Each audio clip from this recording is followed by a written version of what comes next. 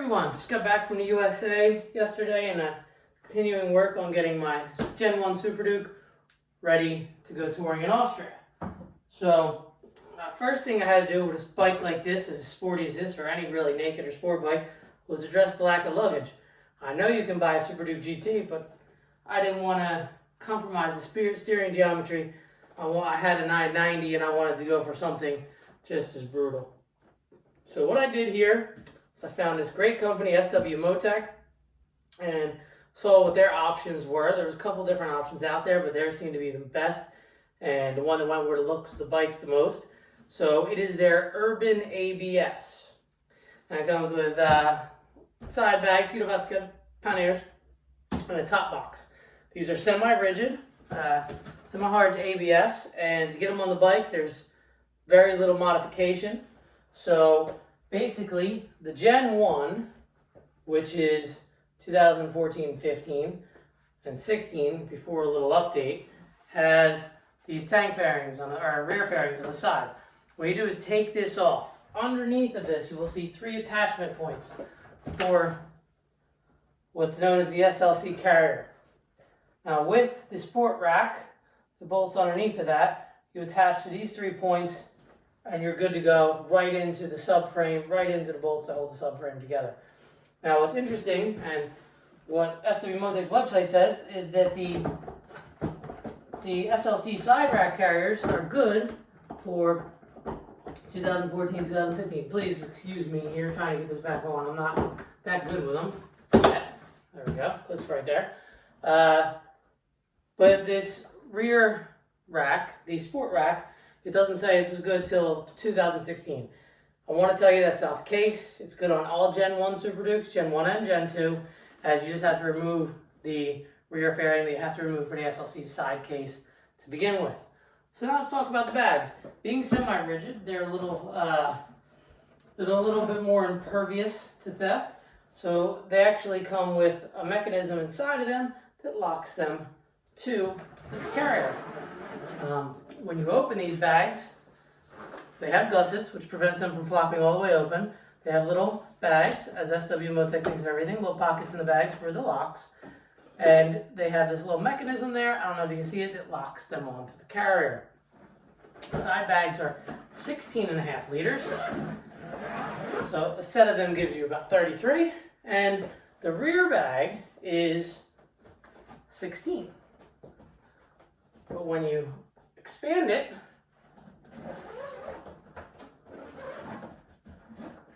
goes up to 29. So you have about 62 liters of storage between the 3 there.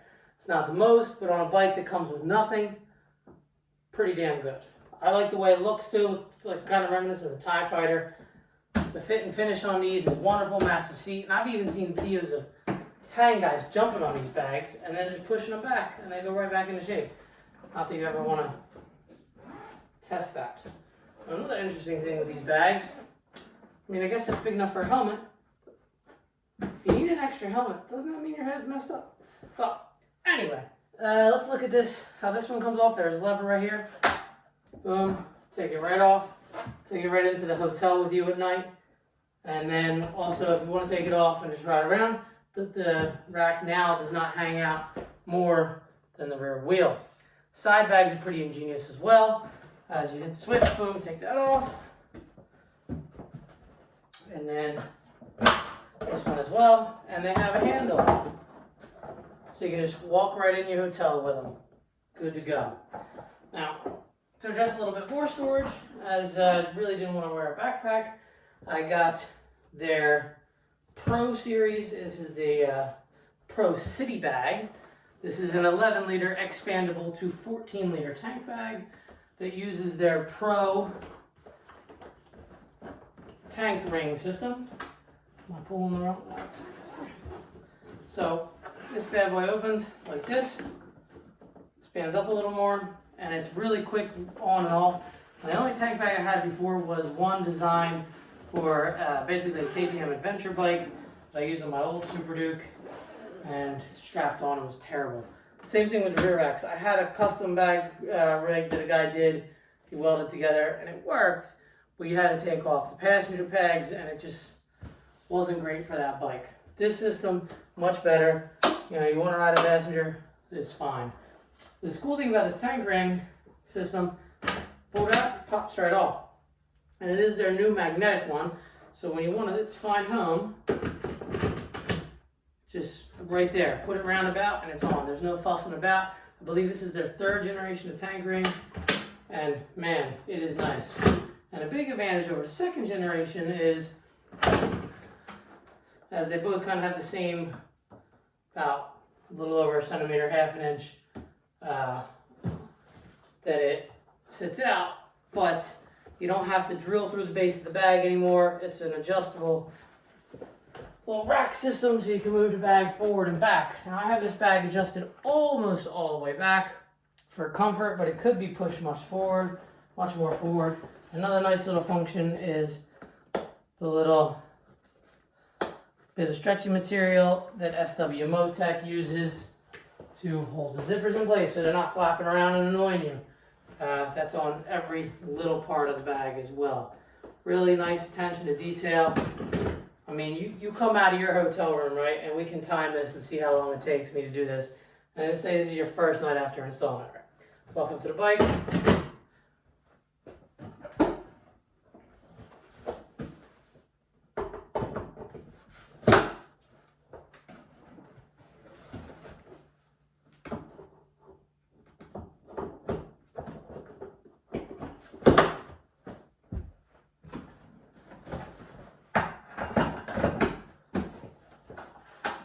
Okay, that's 20 seconds right there, and that's to put over 70 liters of storage on your bike and be ready to go. So, now you can see on this bike, this is the bigger tank bag. I was thinking about going a little bit smaller, but if I'm away for 3 weeks in the Alps, I'm going to need something decently big. Okay, stop, sip my beer right there. What do you think?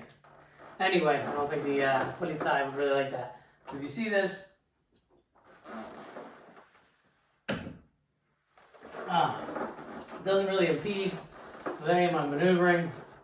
I am going to put a windscreen on this. That's one of the next few steps. And keep in mind, I have this adjusted almost all the way to the rear. So, I mean, it's really nice kit. Everything's thought of.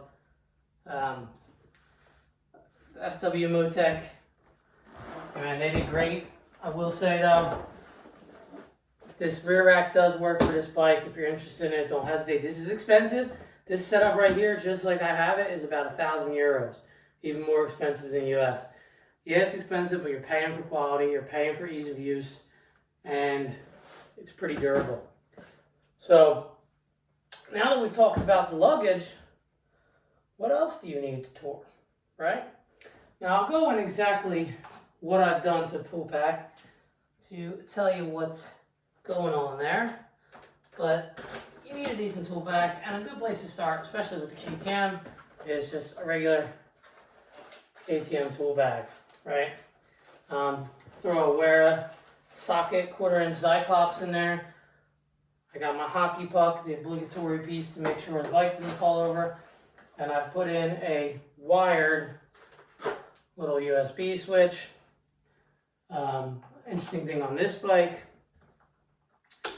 the auxiliary 1 and 2 are both located underneath the rear seat, the passenger pillion, and one is a always on, and number 2 is a switched with the ignition power source. Now they use 6.5mm blades, and I wired this in with a switched one and bought a switched USB, as in on my original Superduke 990, even on the switched auxiliary, I had parasitic drain. And you don't ever want to be stuck out without any power. You can't be carrying a battery tender around you. Of course, I have a battery tender on there, and just kind of been planning out on what to do next. Now, I will be riding up in the mountains, so I do have the KTM heated grips, the ones with power parts. Yeah, they're a little bit more expensive, but you can't beat something stock that does plug and play and works with your computer system. From the Gen 1 on, it works with the computer system. Thinking about installing them tomorrow. Additionally, and I will go over this when I put them on, I got some hand grips. I got the ones that attach only on the outside. This is a Power Parts model for all Super Dukes, as in I don't want to take away real estate, as in I'm not going to be utilizing the MOLA system on that. I will just be using some ram mount X grips on top of the handlebars. Yeah, so I guess we'll go over the toolkit later. Oh, another very important touring item, good touring tires. I went for Angel GTs. They might not be the stickiest, but they do use a dual compound. They look like an angel, and then when you ride them, they look like a devil, right, or a demon. These will give me a little bit more longevity, as I am doing a couple 1,000 miles on this trip for about 3 weeks, and I know these bikes just eat through tires. Last thing really is a windscreen. I got a Puge, and I will put that on there after the heated grips and everything like that, and I'll show you that later. That won't be on the bike always. That will be just basically for touring. Actually, I'll show you now. And to facilitate that, I didn't want to get a black one. It just was mild. I didn't want to get the small one. It sits just here. I got this big bad boy. It will model a little bit more flushly, but it is a little high and kind of look a little goofy, even though it's really high quality, so that'll give me the incentive to take it back off. So yeah, that's some of the things I've done to modify this particular Sporty Naked into a tourer. And then one thing, don't ever forget, have all your gear. This gear will not be what I'm taking. It's actually mesh gear. Don't think I bought everything name brand. The KTM gave me a killer deal on this. But this particular jacket saved my ass when I got T-boned. So I'm an ACAT kind of guy. You know, all the gear all the time.